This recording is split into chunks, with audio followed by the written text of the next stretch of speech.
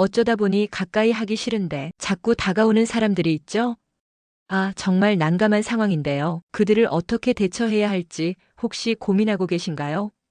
오늘은 그런 상황에서 현명하게 대처하는 방법에 대해 이야기해 보려고 합니다. 좀 더 솔직히 말해서 왜 우리는 가까이 하기 싫은 사람들을 계속 만나게 되는 걸까요? 그 이유를 알면 해결책도 찾을 수 있겠죠. 이 문제는 단순히 개인적인 불편함을 넘어 우리의 정신 건강과 행복에도 큰 영향을 미칠 수 있습니다. 따라서 오늘 이 영상을 통해 왜 그런 사람들이 계속 다가오는지, 그리고 어떻게 하면 그 상황에서 벗어나 건강한 관계를 맺을 수 있는지 함께 고민해 보도록 해요. 우선 이런 상황을 만드는 몇 가지 습관을 살펴볼 필요가 있어요.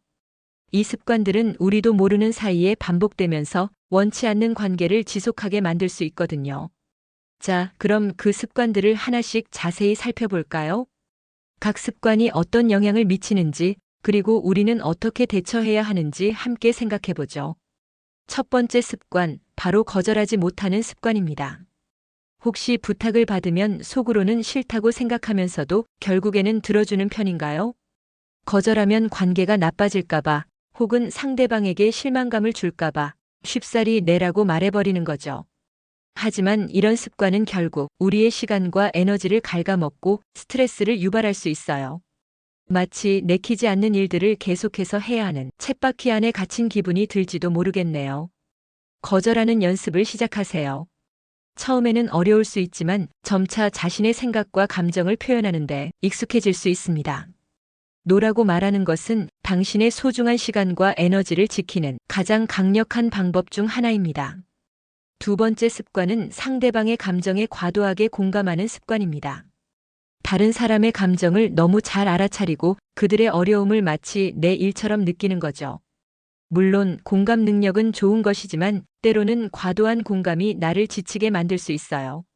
상대방의 문제에 너무 깊이 빠져들다 보면 내 감정은 뒷전이 되고 결국에는 번아웃을 경험할 수도 있습니다.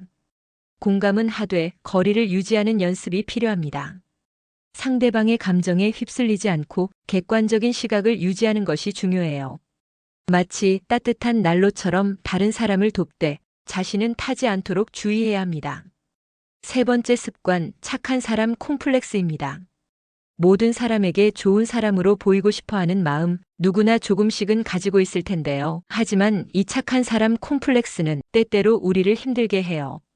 다른 사람의 기대에 부응하기 위해 내 욕구를 억누르고 희생하는 경우도 많죠. 그러다 보면 결국에는 진정한 나를 잃어버리고 겉으로는 괜찮아 보여도 속으로는 끊임없이 불안감을 느낄 수 있어요. 착한 사람 콤플렉스에서 벗어나기 위해서는 자신을 먼저 생각하는 연습이 필요합니다. 자신의 욕구와 감정에 솔직해지고 때로는 노라고 말하는 용기가 필요해요. 당신의 행복은 당신 스스로가 만들어가는 것입니다. 네 번째 습관, 관계의 경계를 모호하게 만드는 습관입니다. 혹시 상대방과의 적절한 거리를 유지하는데 어려움을 느끼시나요? 너무 쉽게 마음을 열거나 반대로 지나치게 벽을 쌓는 경우도 있을 텐데요. 이렇게 관계의 경계가 모호해지면 불필요한 오해나 갈등이 생길 수 있고 건강한 관계를 맺는데 어려움을 겪을 수 있어요. 적절한 경계를 설정하고 유지하는 것은 건강한 관계를 위한 필수 조건입니다. 당신의 시간, 감정, 그리고 에너지를 보호하세요. 마치 자신만의 아늑한 공간을 만들어 그 안에서 편안함을 느끼는 것처럼요. 다섯 번째 습관, 상대방의 문제 해결에 지나치게 관여하는 습관입니다. 다른 사람을 돕고 싶은 마음은 숭고하지만 때로는 그들의 문제에 너무 깊이 관여하는 것이 오히려 독이 될 수 있어요. 상대방이 스스로 해결할 수 있는 문제까지 대신 해결해 주려고 하거나 조언을 넘어 지시하는 경우 관계는 더욱 복잡해지고 불필요한 갈등을 유발할 수 있습니다. 상대방을 돕는 것은 좋지만 그들의 성장을 방해하는 것은 옳지 않아요. 스스로 문제를 해결할 수 있도록 격려하고 지지하는 것이 중요합니다. 마치 험난한 길을 걷는 친구에게 짐을 나눠드는 대신 옆에서 응원해주는 것과 같아요. 여섯 번째 습관, 자신의 감정을 솔직하게 표현하지 못하는 습관입니다. 화가 나도 웃고 슬퍼도 괜찮은 척하며 속마음을 숨기는 경우가 있을 텐데요. 이렇게 자신의 감정을 제대로 표현하지 못하면 스트레스가 쌓이고 결국에는 관계에 부정적인 영향을 미칠 수 있어요. 솔직함은 건강한 관계의 기본이잖아요. 자신의 감정을 솔직하게 표현하는 것은 건강한 관계를 위한 첫걸음입니다. 두려워하지 말고 자신의 진심을 이야기하세요. 마치 아름다운 꽃처럼 당신의 감정을 있는 그대로 드러내는 것이 중요합니다. 7번째 습관, 과도한 칭찬이나 비위를 맞추는 습관입니다. 상대방에게 잘 보이기 위해 칭찬을 남발하거나 비위를 맞추는 경우가 있을 텐데요. 처음에는 관계가 좋아지는 듯 하지만 결국에는 진정성을 의심받고 오히려 불편한 관계가 될 수 있어요. 솔직함이 부족한 관계는 오래 지속되기 어렵습니다. 진정한 관계는 솔직함과 진심에서 시작됩니다. 아첨보다는 진심 어린 칭찬과 존중을 표현하세요. 마치 맑고 깨끗한 물처럼 당신의 진심을 상대방에게 전달하는 것이 중요합니다. 8번째 습관, 비교하는 습관입니다. 다른 사람과 자신을 끊임없이 비교하고 상대적인 박탈감을 느끼는 경우 관계에서 부정적인 감정이 생길 수 있어요.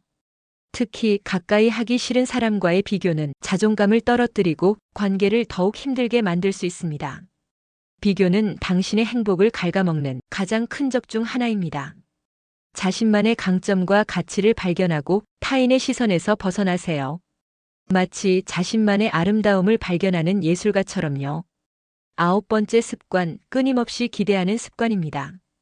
상대방에게 과도한 기대를 하고 그 기대에 미치지 못하면 실망하는 경우 관계는 쉽게 깨질 수 있어요. 기대가 크면 실망도 크다는 말 잊지 마세요.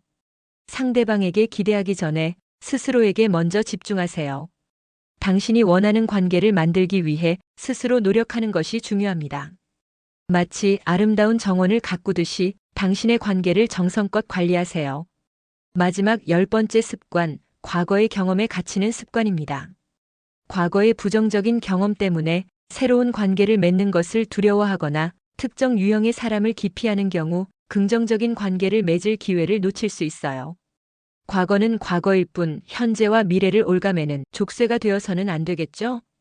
과거의 경험을 통해 배우고 앞으로 나아가세요. 마치 과거의 아픔을 딛고 일어나는 불사조처럼 당신은 더욱 강해질 수 있습니다. 자, 이렇게 가까이 하기 싫은 사람들을 계속 만나게 되는 10가지 습관을 살펴보았는데요. 혹시 이 중에 자신에게 해당되는 습관이 있으신가요? 만약 그렇다면 너무 실망하지 마세요. 이 습관들을 인식하고 조금씩 개선해 나가는 것이 중요합니다. 그리고 혼자서 모든 것을 해결하려고 애쓰지 마세요. 주변의 도움을 받거나 전문가의 도움을 받는 것도 좋은 방법입니다. 이제 이 습관들을 어떻게 개선하고 건강한 관계를 만들어갈 수 있는지 함께 고민해 볼까요? 다음 영상에서는 이 문제에 대한 해결책을 자세히 알려드릴게요. 그 해결책을 통해 당신은 더욱 행복하고 건강한 관계를 맺을 수 있을 것입니다. 기대해 주세요.